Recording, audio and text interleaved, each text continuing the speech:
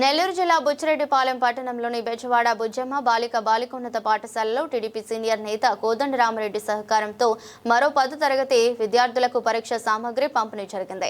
కార్యక్రమంలో తహసీల్దార్ అంబటి వెంకటేశ్వర్లు, ఎంఈఓ దిలీప్ కుమార్ ముఖ్య అతిథులుగా పాల్గొని విద్యార్థులకు పలు సూచనలు చేసి పరీక్ష సామగ్రిని అందజేశారు. 10వ తరగతి పరీక్షలలో 580కు పైగా మార్కులు సాధించిన వారికి 5,000 రూపాయలు నగదు బహుమతి అందజేస్తానని ఎంఆర్ఓ ప్రకటించారు. బెజవాడ కృష్ణారెడ్డి సహకారంతో పాఠశాలలో మొదటి దక్కించుకోబోతున్న విద్యార్థులకు 10,000, రెండవ స్థానం ఉత్తీర్ణత సాధించిన విద్యార్థులకు 5,000 రూపాయలు చొప్పున నగదు బహుమతి అందజేస్తామని బెజవాడ శ్రీనాథ్ రెడ్డి వెల్లడించారు. ఈ సందర్భంగా తహసీల్దార్ అంబటి వెంకటేశ్వర్లు మాట్లాడుతూ దొడ్ల కోదండరామరెడ్డి సహకారంతో 10వ తరగతి విద్యార్థులకు విద్యా సామగ్రిని అందించడం సంతోషంగా ఉందన్నారు. దొడ్ల కోదండరామరెడ్డి ఎన్నో సేవా కార్యక్రమాలు చేశారని కొనియాడారు. పాఠశాలలో ఉన్న 151 మంది విద్యార్థులు ఉత్తీర్ణత సాధించాలని ఆకాంక్షించారు.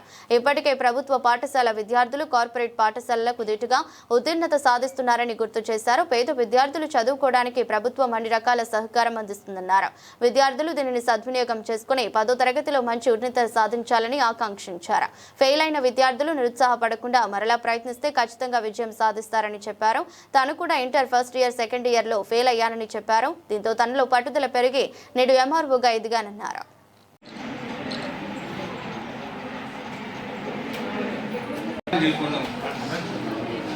మేడం చూడండి.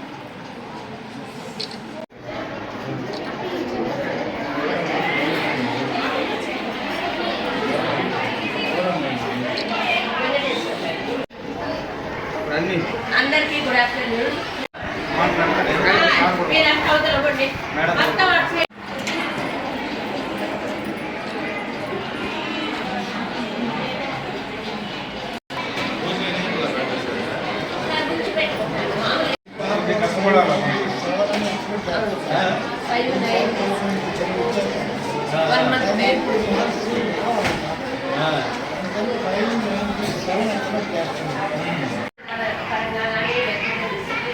అన్ని విధాలుగా మన స్కూల్కి ఒక ప్రత్యేక స్థానాన్ని తీసుకున్నటువంటి ముఖ్యంగా విద్యార్థులందరికీ మా ఆశీస్సులు. ఆ నమ్మకాన్ని పోగొట్టకుండా మనకి మంచి స్థానాన్ని తీసుకురావడానికి అవసరమైనటువంటి మరికొన్ని సూచనలు ఇవ్వడానికి చేసినటువంటి మన ఎంఆర్ఓ సార్ గారికి మరోసారి ధన్యవాదాలు తెలియజేసుకుంటూ పిల్లలందరూ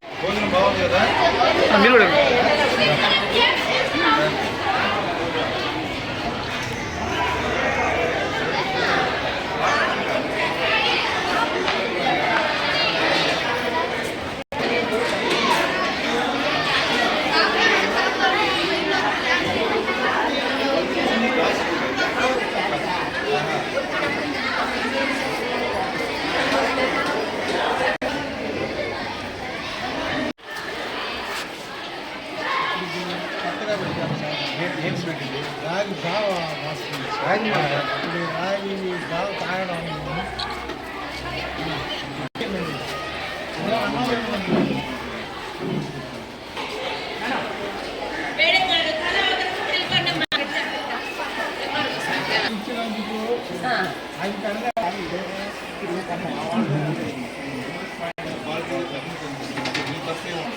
ఫస్ట్ బాగా వచ్చాయి సార్. చేస్తున్నాయి సార్. మేడం ఇటు కూర్చోండి మేడం. ఈ సైడ్ ఇంకో ప్లేట్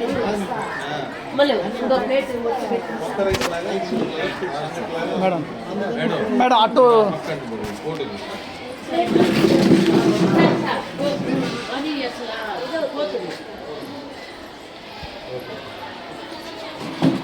మేడం ఆ సైడ్ సార్ దగ్గర కూర్చోండి.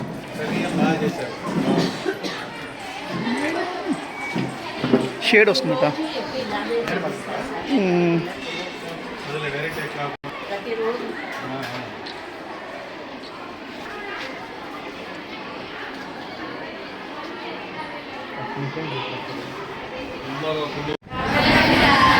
సో మీరు ఎంతమంది సారు చెప్పిన దీనికి రెడీగా ఉన్నారు? 5 డీల్ గురించి చెప్పారు. ఎంతమందికి అర్థమైంది? మెయింటైన్ చేయగలిగితే మీరందరూ కూడా 580 సాధించడానికి అవకాశం. సో ప్రయత్నం చేయడానికి ఎస్ నేను కూడా ట్రై చేస్తాను అనే ఒక ఫీలింగ్ మీలో రావాలి. మీరే తెచ్చుకోవాలి. మీ మేడం గారు లేకపోతే మీ టీచర్లో మీ నోట్లో కుక్కలేదు దాన్ని కరెక్టా? ఆ ఫీలింగ్ అయితే మీకు రావాలి, మీరు ఆ ప్రయత్నం చేయాలి. ఓకే, నేను కానీ కోదనారెడ్డి కానీ మేమందరం డిఎల్ఎన్ఆర్లో చదువుకున్నాం. మా సిస్టర్స్ అంతా ఈ స్కూల్లోనే చదువుతున్నారు. సో ఇప్పుడుండే కార్పొరేట్ యుగంలో maybe public school, private school ఈ రకరకాలు ఉన్నాయి. ఆ రోజుల్లో ప్రతి ఒక్కరు గవర్నమెంట్ స్కూల్కే వెళ్ళేవారు, చాలా రేర్ ప్రైవేట్ స్కూల్స్కి వెళ్ళేది. సో ఈ స్కూల్కి వెళ్ళడం తక్కువ కాదు, ఈ స్కూల్కి మంచి రిజల్ట్స్ వస్తూ ఉన్నాయి. అది లాస్ట్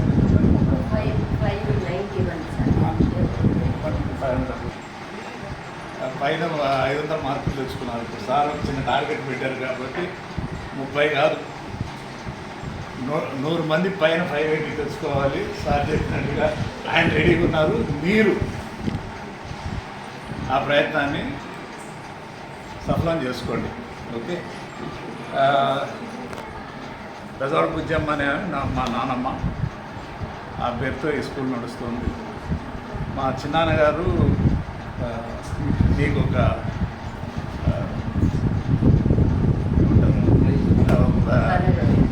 పారితోషికం, praise.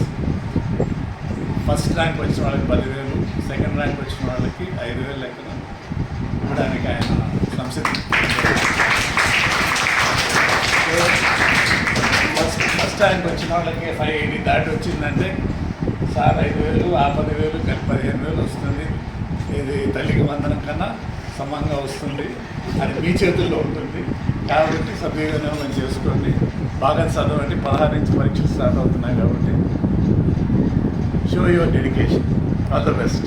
Bezawada Bujjamma girls high school ప్రధానోపాధ్యాయులు గారికి, అదేవిధంగా ఈ స్కూల్ ఫౌండర్ అయినటువంటి బెజవాడ శ్రీనాథ్ రెడ్డి గారికి, అదేవిధంగా ప్రతి సంవత్సరం మీ అందరినీ ప్రోత్సహిస్తూ 10th క్లాస్ ఎవరైతే రాయిపోతున్నారో వాళ్ళందరికీ ఈ విధంగా కిట్లు అందజేస్తున్న దొడ్ల కోదండరామిరెడ్డి గారికి, అదేవిధంగా 151 మంది ఈసారి ఎవరైతే 10th క్లాస్ ఎగ్జామ్ రాయిపోతున్నారో వాళ్ళందరికీ కూడా నా యొక్క హృదయపూర్వక నమస్కారాలు. వాస్తవంగా మీ అందరికీ 10th క్లాస్ అనేది మన జీవితంలో అత్యంత కీలకమైన దశ. మీ అందరికీ కూడా ఆ విషయం తెలుసు. ఎందుకంటే మనం పై చదువులకు వెళ్ళాలంటే ఈ 10th క్లాస్ అనేది పబ్లిక్ ఎగ్జామ్. ఒకప్పుడు 7th క్లాస్ ఉండేది, తర్వాత దాని 7th క్లాస్ తీసేశారు. ఇప్పుడు 10th క్లాస్ అనేది మన జీవితంలో అత్యంత ప్రాధాన్యత దశ. ఇది పాస్ అయితేనే మీరు నెక్స్ట్ ఇంటర్మీడియట్ కానీ తర్వాత ఇంజనీరింగ్ లేదా మెడిసిన్ లేకపోతే ఇంకా రకరకాలుగా మీరైతే జీవితంలో ఏదనుకుంటున్నారో వాటికి వెళ్ళగలరు. కాబట్టి మీకు గవర్నమెంట్ కూడా అంటే మన యువ ఎడ్యుకేషన్ మినిస్టర్ అయిన నారా లోకేష్ గారు కానీ, అదేవిధంగా మన ఎమ్మెల్యే మేడం కానీ ఈ యొక్క ఎడ్యుకేషన్ మీద వాళ్ళు ప్రత్యేక దృష్టి పెట్టి మనకి గవర్నమెంట్ కూడా 100 days యాక్షన్ ప్లాన్ అని చెప్పేసి పెట్టి ఉన్నారు. వాళ్ళు ఆ 100 days యాక్షన్ ప్లాన్లో భాగంగా మీ అందరూ కూడా మనకి స్పెషల్ ఆఫీసర్ని కూడా వేసి వాళ్ళందరూ పర్యవేక్షణలో మీరందరూ బాగా చదువుకొని అందరూ కూడా మంచి మార్కులతో పాస్ అవ్వాలనే సదుద్దేశంతో గవర్నమెంట్ ఈ కార్యక్రమాన్ని ఏర్పాటు చేసింది. అందులో భాగంగా మీకు సాయంత్రం స్కూల్ అవర్స్ అయిపోయిన తర్వాత కూడా టీచర్స్ మీతోటే ఉండి మీరందరూ కూడా వాళ్ళకి ట్యూషన్ లాగా ఏర్పాటు చేసి ఇక్కడే చదువుకోవాలనే ఉద్దేశంతో ఈ 100 days యాక్షన్ ప్లాన్ ఏర్పాటు చేయడం జరిగింది గవర్నమెంట్. కాబట్టి మీరందరూ కూడా, ఎందుకంటే గవర్నమెంట్ స్కూల్స్ ఎప్పటికీ ప్రైవేట్ స్కూల్స్ కంటే ధీటుగానే ఉంటాయన్నమాట. మేమందరం కూడా గవర్నమెంట్ స్కూల్లోనే చదువుకొని ఈ స్థానానికి వచ్చామన్నమాట. కాబట్టి మీరు ఎవరు కూడా మేము ప్రభుత్వ పాఠశాలలో చదివాము మేమంతా కూడా తెలివి తక్కువ వాళ్ళని ఎవరు అనుకోవద్దు. ఎందుకంటే ప్రభుత్వ పాఠశాలలో ఎవరైతే చదువుతారో వాళ్ళకి చాలా ఎక్కువ బ్రెయిన్ ఉంటుంది. ఎందుకంటే మనం పుట్టినప్పుడు భగవంతుడు అందరికీ ఒకే బ్రెయిన్ ఉంటుంది, కానీ దాన్ని మనం వినియోగించుకునే దాన్ని బట్టి మనం ఏమవుతామనేది తెలిసి ఉంటుంది. మీ అందరికీ ఒక 2 ఎగ్జాంపుల్స్ చెప్తాను నేను. ఇప్పుడు అబ్దుల్ కలాం గారు ఉన్నారు. ఆయన ఏం చేసేవాడు, ఎక్కడో చెన్నైలో రామేశ్వరం దగ్గర ఆ రామేశ్వరం పట్టణంలో ఒక పేపర్ వేసుకునేవాడు సైకిల్ మీద. అలాంటి వ్యక్తి మనం ఈరోజు ప్రపంచ గర్వించదగ్గ క్షిపణులు అంటే భారతదేశం ఈరోజు మనం ఈ యొక్క క్షిపణ రంగంలో ఇంత ముందుకు వెళ్తున్నామంటే కేవలం ఆయనే.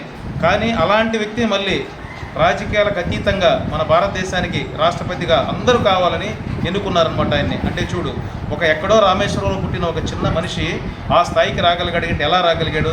కేవలం ఆయన చదువు వల్లే రాగలిగాడు అనమాట. కాబట్టి నేను అందరికీ చెప్పేది ఏంటంటే చదువుకి ఎప్పుడు కూడా పేదరికం అనేది మనకి అడ్డు కాదనమాట. కానీ మీరు కష్టపడి చదువుకుంటే ఇప్పుడు ఇంకా ప్రభుత్వం అయితే మేము చదువుకునే రోజుల్లో ఇవన్నీ ఉండేవి కాదనమాట.